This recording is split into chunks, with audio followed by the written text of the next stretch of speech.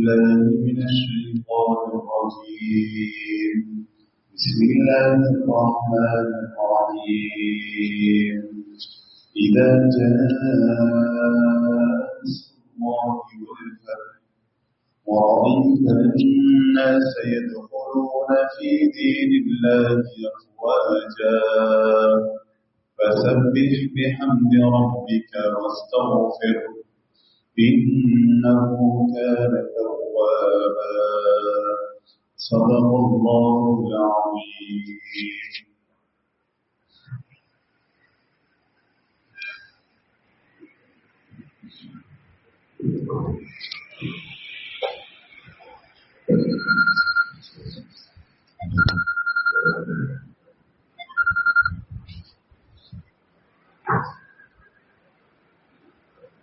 بسم الله الرحمن الرحيم. نحمده ونصلي ونسلم على رسوله الكريم. أما بعد فأعوذ بالله من الشيطان الرجيم. بسم الله الرحمن الرحيم. واذكر ربك في نفسك تضرعا وخيفة. وقال رسول الله صلى الله عليه وسلم: طوبى لمن وجد في صحيفته استغفارا كثيرا. صدق الله وصدق رسوله النبي الكريم. اللهم صل على سيدنا ومولانا محمد وعلى آل سيدنا ومولانا محمد وبارك وسلم. اللہ سبحانہ و تعالی کا بہت بڑا کرم اور احسان ہے کہ دین کی نسبت سے ہر ہفتے کے دن کچھ دیر بیٹھ کر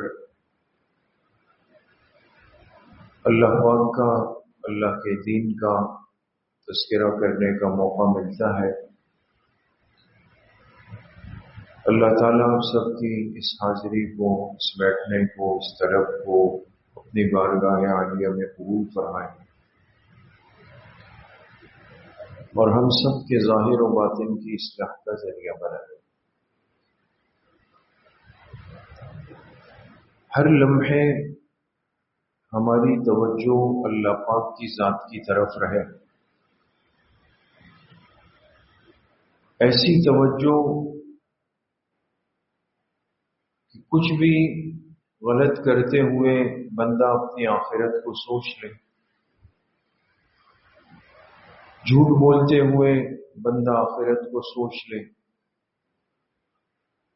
غیبت کرتے ہوئے اپنی آخرت کو سوچ لے، کسی کی پیٹھ پیچھے چغلی کرتے ہوئے بندہ آخرت کو سوچ لے، کسی کو غلط چیز صحیح بتا کر دیتے ہوئے بندہ آخرت کو سوچ لے، کسی پر ظلم زیادتی کرتے ہوئے اس کا حق دباتے ہوئے بندہ آخرت کو سوچ لے. آپ خود بتائیں کہ اگر اس درجے کا دھیان حاصل ہو جائے کہ کسی بھی کام کے شروع کرتے ہوئے ہماری توجہ اور دل کی آنکھ اور اللہ کی طرف متوجہ ہو جائے تو میں کام کروں یا نہیں کروں. اس کے کرنے سے آیا اللہ پاک مجھ سے راضی رہیں گے یا اللہ مجھ سے ناراض ہو جائے. یہ ایک مومن کی زندگی میں کتنی ضروری چیز ہے، لیکن مشکل کوئی نہیں، بہت آسان. اس دھیان اور اس توجہ کے قائم رکھنے کو اللہ والوں نے وقوف قلبی کہا ہے. وقوف قلبی، وقوف وقف. آپ نے سنا ہوگا کہتے میں قرآن میں اس جگہ وقف کریں.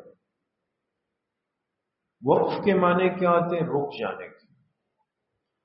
اور قلب کس کو کہتے ہیں؟ دل کو. وقوف قلبی کہ میرا یہ دل رک کر کچھ دیر کے لیے فیصلہ کر لے، سوچ لے. یہ وقوف قلبی ہے. ہر وقت دل میں دھیان اللہ کی ذات کا قائم رکھنا. آپ مجلس میں بیٹھے ہیں، آپ کو آواز آ رہی ہے بیان کی، یقیناً آ رہی ہو.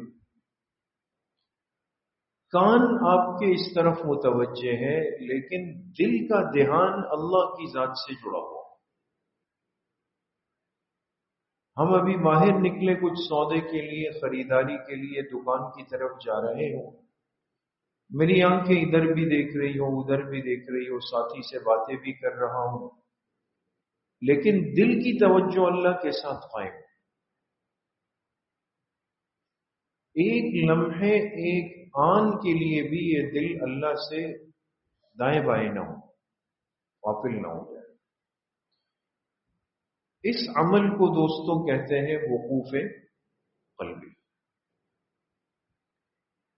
اور قرآن کریم میں اللہ رب العزت نے ارشاد فرمایا وَاذْكُرْ رَبَّكَ فِي نَفْسِكَ، اپنے دل میں ہر وقت اللہ کی یاد کو برقرار رکھو. دیکھیے ہمارے بزرگوں نے ایسی کوئی چیز لکھی نہیں جو شریعت کے دائرے سے باہر ہو. جو اللہ والے ہمیں سکھاتے ہیں کہ بھئی آپ یہ تسبیحات پڑھیں، آپ یہ ذکر کریں، اتنی تلاوت کریں، آپ تھوڑی دیر بیٹھ کے مراقبہ کر لیا کریں، آپ کچھ دن کے لیے یہاں بیٹھنا چھوڑ دیں، وہ کرنا چھوڑ دیں. یہ مختلف چیزیں. تو ہمیں بعض دفعہ لگتا ہے کہ شاید اپنی طرف سے ایک چیز ایجاد کر لی، اس کی حقیقت کیا ہے؟ حضرت شیخ الحدیث مولانا محمد زکریا صاحب رحمت اللہ علیہ نے ایک چھوٹا سا رسالہ لکھا ہے، اور اس میں حضرت نے شریعت اور طریقت کا تلازم، ایک ایک چیز کو قرآن اور احادیث سے ثابت کیا، قرآن کی آیات سے بھی اور احادیث سے بھی. یہ ثابت کیا ہے کہ جتنے علاج کے، اصلاح کے، تزکیے کے طریقے ہمارے مستند بزرگوں نے، یہ شرط ہے. ایک تو ایک بندہ بیچارہ وہ ہے جو خود شریعت سے دور ہے، جس کا ظاہری خلیہ درست نہیں ہے، جس کا میل جول درست نہیں ہے، کھانا پینا درست نہیں ہے، تو وہ بیچارہ کیا شیخ اور کیا پیر، وہ نہیں ہے. لیکن اگر ایک شخص نے، ایک اللہ والے نے اپنی تربیت کروائی ہے، تو جتنی چیزیں وہ آگے تربیت کی منتقل کریں گے، یاد رکھیں وہ قرآن اور سنت کی روشنی سے باہر نہیں ہے، بالکل ایک لمحے کے لیے بھی باہر. تو وقوف قلبی کہ بندے کا دل ہر وقت اللہ پاک کی ذات کی طرف متوجہ رہے، اور ایک لمحے کے لیے بھی یہ بندہ اللہ کی ذات سے غافل نہ. دیکھیں ہمارے ہاں جو 4 سلسلے ہیں بزرگوں کے، سلسلہ نقشبندیہ، قادریہ، چشتیہ، سہروردیہ. اب یہ جو چاروں سلسلے ہیں یہ بزرگوں کی نسبت سے ہیں، ایسا نہیں کہ یہ قرآن اور حدیث میں کہیں ان کا تذکرہ ہے، لیکن یہ ایک نسبت ہے. اور نسبت کی برکتوں کا حاصل ہونا یہ قرآن اور حدیث سے ثابت ہے. جیسے اگر کوئی شخص کہے کہ بھئی یہ مسئلہ کہاں لکھا ہے، تو وہ آپ سے کہیں کہ جی یہ فتاوی شامی میں ہے، فتاوی عالمگیری میں ہے، فلاں میں ہے، فلاں میں ہے. یہ کن کی کتابیں؟ بھئی یہ امام ابو حنیفہ رحمت اللہ علیہ کے ماننے والوں کی، ان کے شاگردوں کی کتاب. بھئی کہاں قرآن حدیث میں لکھا ہے کہ امام ابو حنیفہ رحمت اللہ علیہ کی بات مانو؟ بات سمجھ میں آ گئی؟ تو اس لیے عرض کرنے کا مقصد یہ ہے، ہمارے وہ بڑے جو خود صراط مستقیم پر چلے ہیں اور جنہوں نے ساری زندگی اس کا دھیان رکھا کہ ہم کہیں شریعت سے دائیں بائیں ادھر ادھر بالکل بھی نہ ہو جائیں، اس پر چلتے رہیں، ایسی ہستیوں کے طریقے کو اختیار کرنا یہ قرآن کا حکم ہے۔ اور یہ حکم کہاں پر دیا گیا؟ ہم جب نماز شروع کرتے ہیں تو سورہ فاتحہ پڑھتے ہیں، اس میں کیا کہتے ہیں؟ اہدنا الصراط المستقیم، اے اللہ میری رہنمائی فرما دیجئے سیدھے راستے کی۔ اللہ سے سیدھا راستہ مانگ لیا۔ اب یہ سیدھا راستہ کیسے ملے گا، کہاں سے ملے گا؟ تو فرمایا صراط الذین انعمت علیہم، یعنی ان لوگوں کے راستے پر مجھے چلا دیجئے جن پر آپ نے انعام فرما دیا، جن پر اللہ کی ذات کا انعام ہو گیا۔ تو بھئی جن ہستیوں کی زندگیاں احتیاط میں گزری، تقوی میں گزری، طہارت میں گزری، للہیت میں گزری، کیا وہ اللہ کے انعام سے باہر تھے؟ وہ تو اللہ کے انعام کے اندر ہے۔ اس لیے میرے عزیزوں دوستوں بزرگوں، یہ جتنے ہمارے سلسلے ہیں، چاہے وہ فقہ کے 4 سلسلے ہیں، چاہے وہ ہمارے تصوف کے 4 سلسلے ہیں، ان چاروں سلسلوں کی نسبت جن اللہ والوں کی طرف ہے وہ سب اللہ والے لوگ تھے۔ تو سلسلہ نقشبندیہ کے جو بڑے ہیں جن کی طرف نسبت ہے، ان کا نام کیا ہے؟ حضرت خواجہ بہاؤالدین نقشبند۔ حضرت خواجہ بہاؤالدین نقشبند رحمت اللہ علیہ یہ سلسلہ نقشبندیہ کے بڑے۔ اور سلسلہ قادری کی نسبت کن بزرگوں کی طرف ہے؟ حضرت پیران پیر حضرت شیخ عبد القادر جیلانی رحمت اللہ علیہ۔ سلسلہ چشتیہ کی نسبت کن بزرگوں کی طرف ہے؟ حضرت خواجہ معین الدین چشتی اجمیری رحمت اللہ علیہ کی طرف۔ سلسلہ سہروردیہ کی نسبت کن بزرگوں کی طرف ہے؟ حضرت خواجہ شیخ عمر شہاب الدین السہروردی رحمت اللہ علیہ کی طرف۔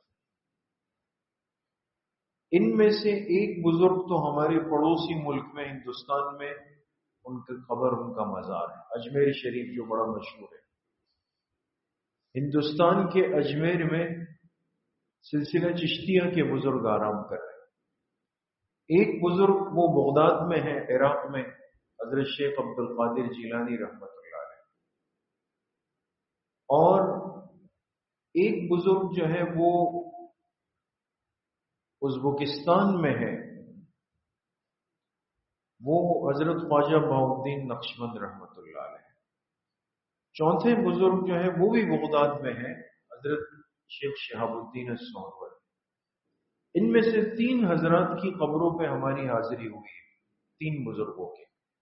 حضرت خواجہ نقشبند کی قبر پہ بھی ہوئی، حضرت شیخ شہاب الدین سہروردی کی قبر پہ ہوئی، حضرت شیخ عبد القادر جیلانی رحمت اللہ علیہ کی قبر پہ۔ 3 بزرگوں کی قبر پہ جانا ہوا۔ اور میں مسجد میں بیٹھا ہوں اس وقت محراب کے قریب، اور آپ سے عرض کروں ان تینوں بزرگوں کے مزارات پر اگر اس ناخن کی ذرے کے برابر بھی کوئی بدعت یا غلط کام ہو رہا ہو، ایک بھی نہیں، صاف ستھرا ماحول ہے۔ یہ جو ہم یہاں دیکھتے ہیں نا، جو کھلواڑ یہاں ہمارے ساتھ ہوتا ہے، کوئی ناچ رہا ہے، کوئی گا رہا ہے، کوئی قبروں کا طواف کر رہا ہے، کوئی سجدے کر رہا ہے، کوئی کیا چڑھا رہا ہے، کوئی کیا جلا رہا ہے، یہ سب یہاں ہمارے یہاں کی ایجادات ہے دوست۔ ورنہ جن بزرگوں کی نسبتیں لے کر یہ کام آج ہو رہے ہیں، جا کے ان کے قبور کو دیکھیں، اور جو سکون اور جو اطمینان قلبی انسان کو وہاں پہنچ کے نصیب ہوتا ہے، انسان حیران ہو جاتا ہے۔ ظاہر سی بات ہے کہ ان کی برکت سے اللہ نے لاکھوں انسانوں کو ہدایت دی۔ ان کا وجود اس دنیا میں بدعات کو، خرافات کو، رسم و رواج کو ختم کرنے کے لیے تھا۔ انہوں نے لوگوں کو اللہ کی ذات سے جوڑا ہے، توحید سکھائی ہے۔ اور افسوس آج انہی بزرگوں کے نام پر سب سے زیادہ شرک اور بدعات کو ہم رواج دیتے ہیں۔ ان کی اصل زندگی کو نہ کوئی پڑھنا چاہتا ہے، نہ ان کی اصل زندگی کو کوئی آج سیکھنا چاہتا ہے۔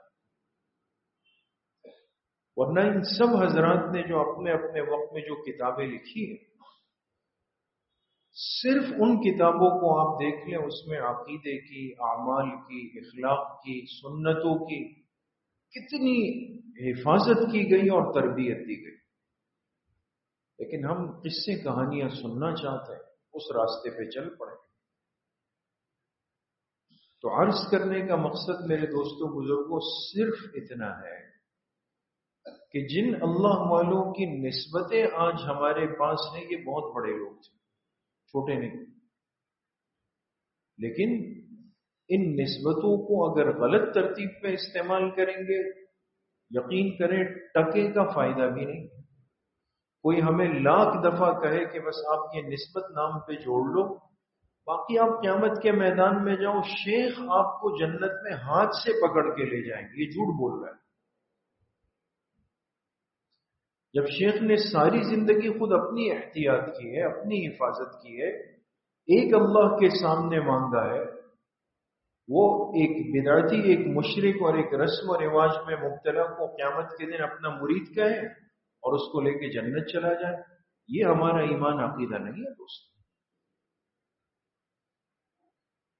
ہاں، جنہوں نے ان کی نسبت کو سمجھا، اس کی حفاظت کی، اسی ترتیب پر اپنی زندگی گزاری، یقیناً ان بزرگوں کی نسبت قیامت کے دن ضرور ان کو فائدہ دے۔ تو میں عرض کر رہا تھا، ہم گئے ازبکستان میں، حضرت خواجہ بہاؤالدین نقشبند رحمت اللہ علیہ کی قبر ہے، ان کا مزار ہے بہت بڑا۔ جب ان کے علاقے میں آپ داخل ہوں گے تو ان کی قبر کے سامنے بہت بڑی دیوار پر انہوں نے دنیا کی مختلف زبانوں میں حضرت کا ایک بڑا مشہور ملفوظ لکھا ہے۔ آپ نے علماء سے بارہا سنا ہوگا، ایک بڑا مشہور جملہ ہے، تربیت کا بھی اور سیکھنے کا بھی۔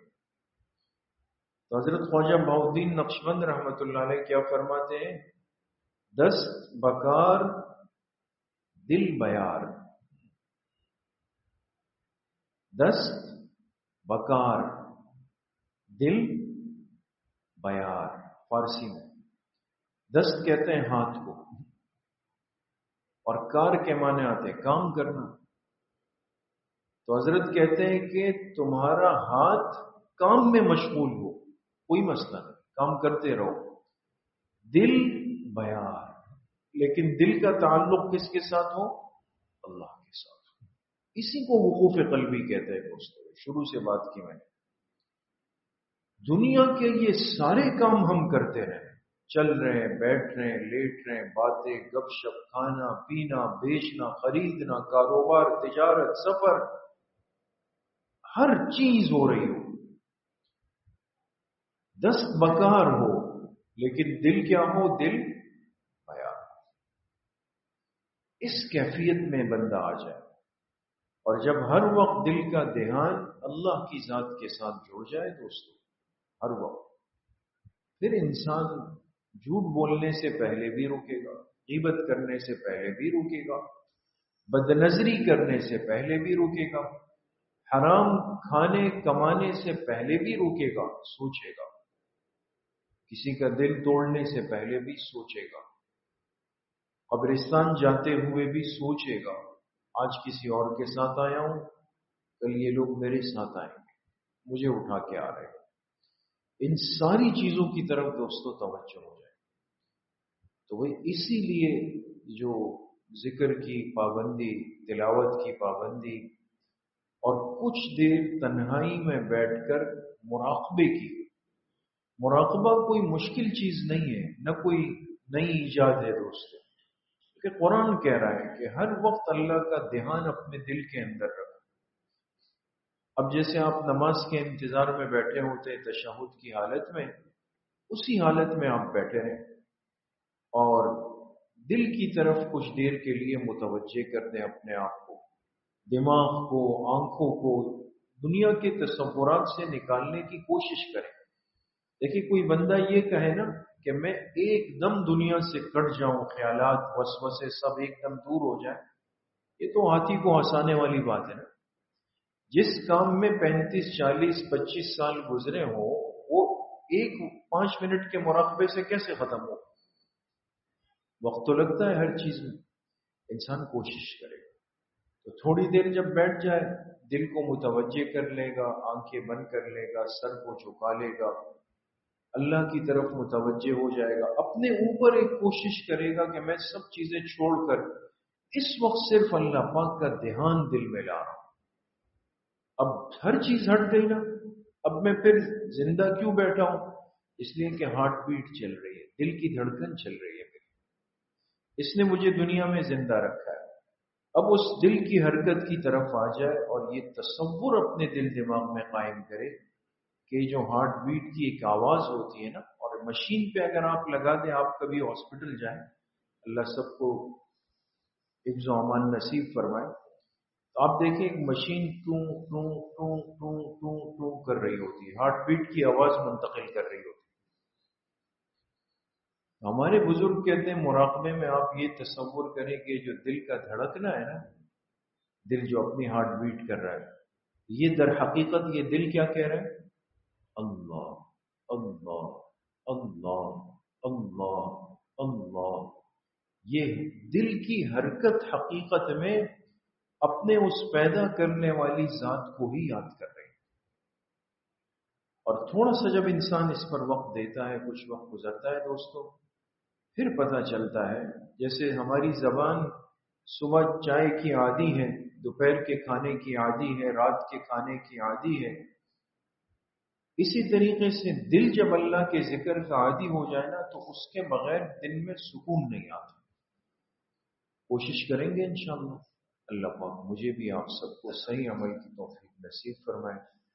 اب کچھ دیر کے لیے ہمارے بزرگوں کے ختمات ہیں، تھوڑا سا پڑھ کے پھر مختصر مراقبہ کر کے دعا کرتے ہیں۔ بسم اللہ الرحمن الرحیم، الحمد للہ الذی لم یتخذ ولدا ولم یکن له شریک فی الملک ولم یکن له ولی من الذل وکبرہ تکبیرا۔ تمام ساتھی ایک مرتبہ درود شریف پڑھ لیں۔ اللہم صلی اللہ۔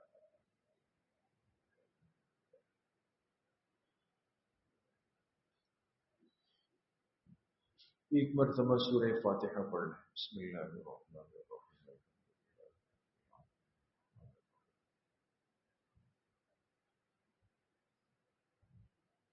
ایک مرتبہ درود شریف پڑھ لیں۔ اللہم صلی اللہ۔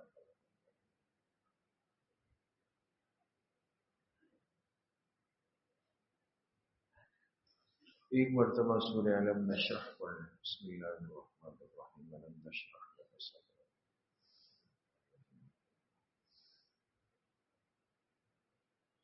ایک مرتبہ سورہ اخلاص پڑھ لیں۔ بسم اللہ الرحمن الرحیم، قل هو اللہ احد اللہ الصمد۔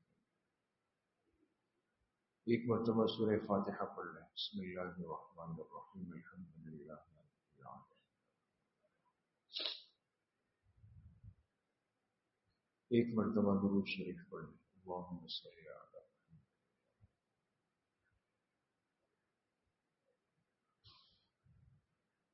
سات مرتبہ پڑھے اللہم یا قاضی الحاجات، اللہم یا قاضی الحاجات۔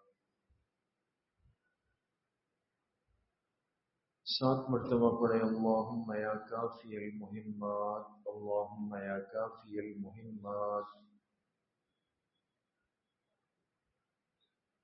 سات مرتبہ پڑھے اللہم یا دافع البلیات، اللہم یا دافع البلیات۔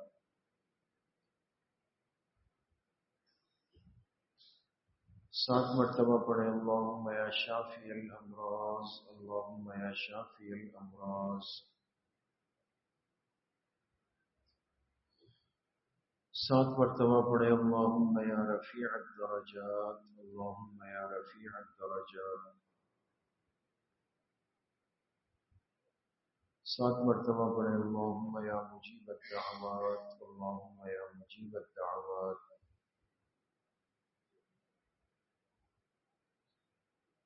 7 مرتبہ پڑھیں اللہم یا ارحم الراحمین، اللہم یا ارحم الراحمین۔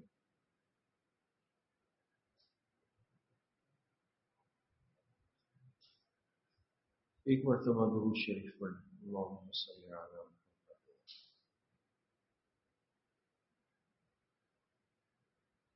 3 مرتبہ پڑھیں حسبنا اللہ و نعم الوکیل، حسبنا اللہ و نعم الوکیل۔ ایک مرتبہ درود شریف پڑھیں اللہم صلی علی محمد۔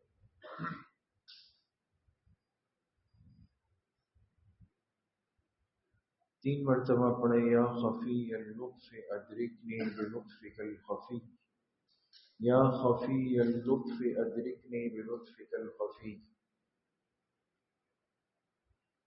ایک مرتبہ درود شریف پڑھیں اللہم صلی علی محمد۔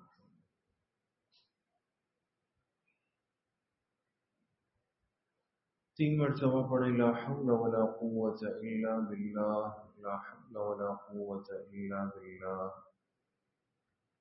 ایک مرتبہ درود شریف پڑھیں اللہم صلی علی محمد۔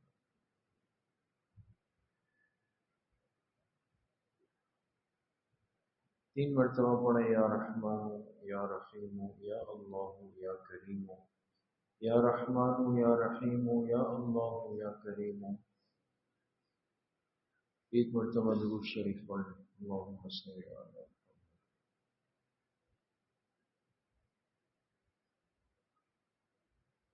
3 مرتبہ پڑھیں الا بذکر اللہ تطمئن القلوب، الا بذکر اللہ تطمئن القلوب۔ ایک مرتبہ درود شریف پڑھ لیں اللہم صلی علی محمد۔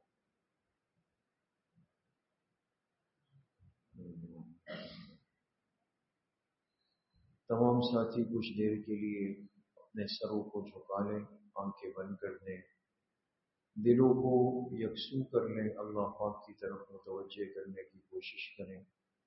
تصور کریں کہ اللہ کی بارگاہ سے انوارات، فیوزات، تجلیات اتر رہے ہیں اور میرے دل کے اندر سما رہے ہیں، جس کی برکت سے میرے دل سے گناہوں کا میل، کچیل، زنگ، ظلمات، خطورات، گندگی سب کچھ نکل رہا اور میرے دل کی دھڑکن کہہ رہی ہے اللہ اللہ اللہ۔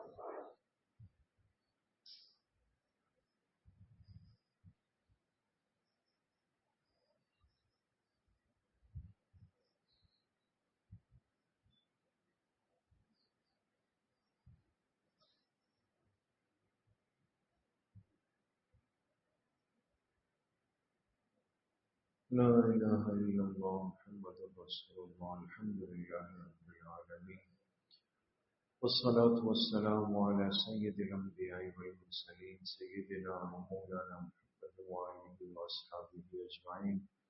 یا اللہ یا ارحم الراحمین، ہمارے صغیرہ کبیرہ ظاہرا باطنا ہر طرح کے گناہوں کو معاف فرما دے۔ اللہ پوری امت کے گناہوں کو معاف فرما دے۔ اللہ پوری زندگی اتباع سنت میں، اتباع شریعت میں گزارنے کی توفیق نصیب فرما دے۔ ظاہر اور باطن کے فتنوں سے یا اللہ ہم سب کی حفاظت فرما دے۔ برکتوں والی زندگی نصیب فرما دے۔